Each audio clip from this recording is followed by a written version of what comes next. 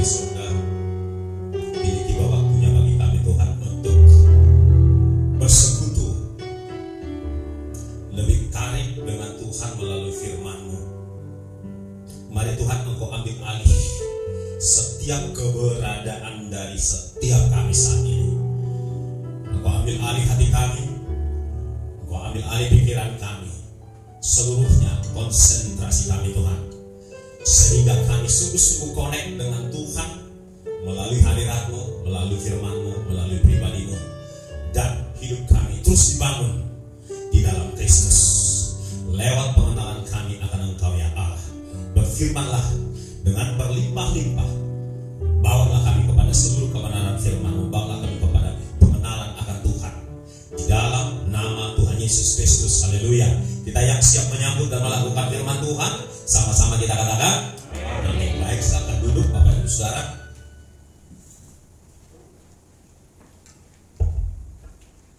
Shalom bagi kita semua. Ya, terima kasih kepada Tuhan yang telah menyuruh hamba Tuhan di tempat ini melalui Pastor Cipto untuk kami boleh kembali datang ke tempat ini beribadah setelah sekian bulan ya, atau berapa bulan, 4 bulan, 5 bulan kurang lebih nggak ketemu. Dan puji Tuhan, saya merasakan ada suasana baru di sini. Biarlah suasana baru ini sungguh-sungguh menyeluruh dalam kehidupan kita ya, baru rohani kita, baru iman kita, baru kekuatan kita, baru semangat dan komitmen kita. Amin saudaraku. Haleluya, semangat ya. Semangat mengaminkan setiap kebenaran yang disampaikan, sambut dengan amin. Itu berarti saudara sedang menyambut, sedang menyambar kebenaran firman Tuhan, menangkap berkat-berkat firman Tuhan. Haleluya.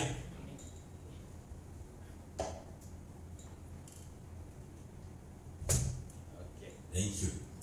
Nah, pada hari ini Bapak Ibu Saudara yang dikasihi oleh Tuhan Yesus Kristus, kita akan belajar satu pokok kebenaran dalam Alkitab, yaitu perihal menguduskan nama Tuhan ya. Jadi yang menjadi tema kita hari ini adalah kuduskanlah nama Tuhan. Nah, sebelum kita lebih jauh bagaimana orang menguduskan nama Tuhan dan bagaimana pula orang bisa mencemarkan nama Tuhan, sebaiknya kita akan melihat dulu sejumlah nama Tuhan di sepanjang Alkitab ya, dari perjanjian lama hingga perjanjian baru. Mohon ditampilkan. Ternyata Bapak Ibu Saudara semua ya, ternyata di dalam Alkitab itu ada barangkali mungkin lebih dari 100 nama.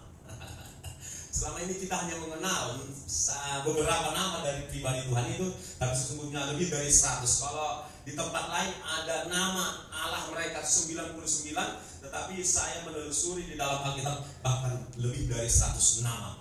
Jadi hampir semua dia mewakili segala sesuatu. Terlalu banyak namanya. Dia adalah, nanti kita lihat ya. Siapa dia?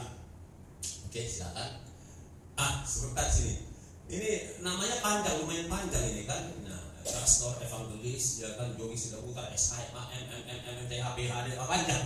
Tapi ini belum seberapa dibanding dengan nama Tuhan kita. Nama Tuhan kita itu ratusan, 100 lebih kurang lebih. Selanjutnya kita lihat.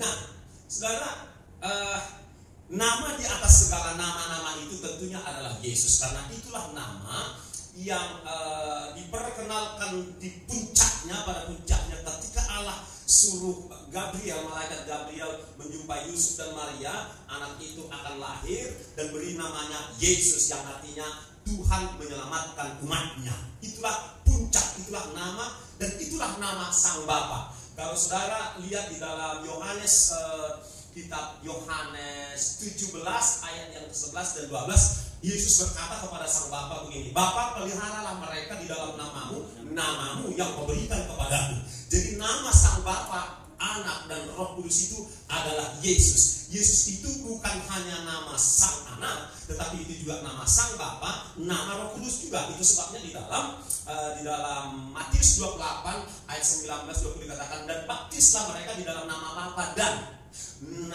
jadi tidak mengatakan di dalam nama Bapa dan Anak dan Roh Kudus, kan begitu. Jadi tidak dikatakan di dalam nama Bapa dan di dalam nama Anak dan di dalam nama Roh Kudus, enggak, tapi di dalam nama Bapa dan Anak dan Roh Kudus. Yesus pernah berkata kepada murid-muridnya, aku akan mengutus dia penolong itu di dalam namaku.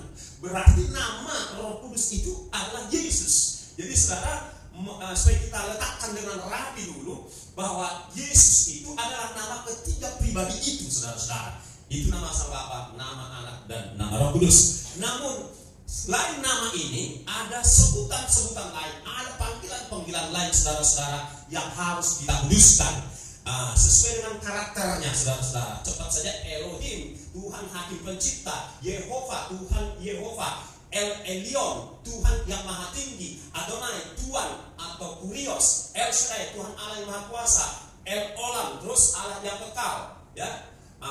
Jehovah Jireh, Allah yang menyediakan sesuai dengan sifatnya. Jadi Tuhan Yesus itu adalah juga Jehovah Jireh, Tuhan Yesus adalah juga Jehovah Shiloh, Peacemaker, ya, Raja Damai saudara-saudara. Dia juga adalah Jehovah Rafa, Allah yang menyembuhkan. Makanya terjadi kesembuhan dalam pelayanan Tuhan Yesus, terjadi kesembuhan juga ketika kita berdoa di dalam nama Tuhan Yesus. Dia juga Jehovah Nisi, Allah panji-panjiku, ya, Allah banner kita, dialah merek kita, dialah brand kita saudara-saudara, ya. Dia juga, Yesus adalah Sang Kana, dia Allah yang cemburu, ya. Dia adalah Jehovah Enkadesh, Tuhan yang menguduskan kita. Dia adalah juga star, bintang. Terus, ya, ayo, nah, dia adalah King of Glory, ya. Yesus adalah juga my rock and my fortress, gunung batu tempat aku berlindung, kubu pertahananku. Dia juga disebut bunga mawar Sharon, dia juga disebut bunga batu, ya, the lily of the valley. Kemudian dia sang kekasih dan sahabatku di Gunung Agung, ya. Dia adalah the mighty God, Allah yang perkasa, Bapa yang kekal. Dia juga adalah anak lahir, ya, the born child, Raja Damai, dia dan seterusnya. Tapi karena dia cepat saya nggak baca lagi, ya, dan seterusnya. Ini baru 51 yang saya tampilkan saudara-saudara. Tapi sungguhnya masih lebih. Nah, sampai di sini sekarang kita mendapatkan pemahaman yang baru hari ini bahwa Yesus itu mewakili semua, ya, mewakili semua. Yesus itulah yang diperkenalkan di sepanjang perjanjian lama. Di dalam Lukas, ya, di dalam Lukas 25, ya, Yesus berkata kepada dua orang muridnya yang pulang ke Emmaus itu, berkata bahwa Yesus memperkenalkan kepada murid itu tentang dirinya di seluruh kitab Musa sampai seluruh kitab nabi-nabi. Berarti dari kitab Musa sampai Maleakhi itu berbicara tentang Yesus saudara-saudara.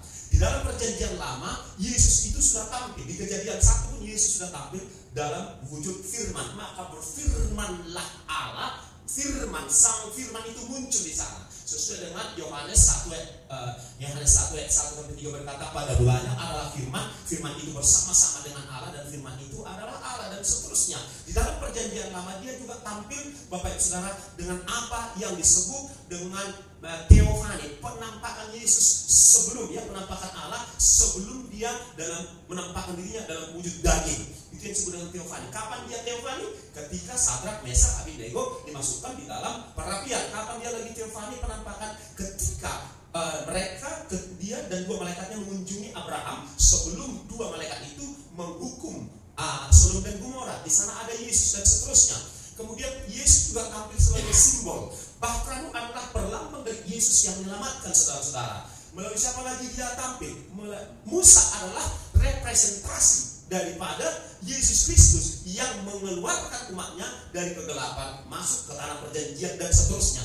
Jadi dari kitab Kejadian sampai ke Maleakhi Bapak Ibu Saudara itu berbicara tentang Yesus, dan masuk kepada perjanjian baru Matius Bapak Ibu Saudara, Yesusnya langsung diperkenalkan. Dia lahir, menjelma menjadi manusia, dan dia langsung memperkenalkan dirinya, ini loh akulah jalan, kebenaran dan hidup. Tidak ada yang sampai kepada Bapa kalau tidak melalui akulah roti yang hidup. Di kitab Wahyu dikatakan, akulah Alfa dan Omega. Jadi semua dirangkum di dalam Yesus Kristus yang bakti anak-anak. Saya sampai merinding dengan nama Yesus ini saudara-saudara. Tapi memang ada nama lain yang agak dicoba diperkenalkan orang lain dalam rangka usaha menenggelamkan nama Yesus, yaitu Yahweh. Gerakan ini sebuah gerakan. Sebenarnya Alkitab tidak pernah menyebutkan Yahweh, tapi Yehova atau YHWH, bukan Yahweh. Ini sebuah gerakan. Saudara, hati-hati dengan gerakan ini. Ini berasal dari sana juga, dari Israel, dalam rangka untuk menenggelamkan nama Yesus. Karena bangsa Israel sampai hari ini tidak percaya kepada Yesus, bahkan menghujat Yesus per hari ini. Jadi mereka mengadakan gerakan yang disebut dengan the Sacred Name of God Movement. Jadi kegerakan pengudusan nama Allah yang mereka sebut dengan Yahweh. Saudara-saudara, jadi itu tidak pas, itu tidak cocok, dan mereka mengatakan begini, tidak ada nama lain, ya, tidak ada nama lain, bahwa hanya itulah yang harus dipertahankan. Katanya mereka ingin menutup Alkitab Perjanjian Baru bahwa Bapa sendiri yang memperkenalkan nama anaknya, nama dirinya diberikan kepada anaknya untuk Maria Yusuf menyebutkan itulah namanya Yesus, yang artinya Tuhan menyelamatkan.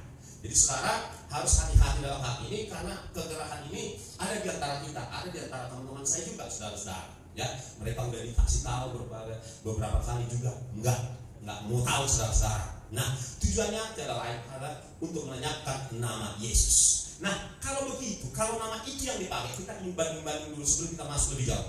Kalau misalnya baptis mereka di dalam nama Yahweh dan Yahweh dan Yahweh, apa cocok?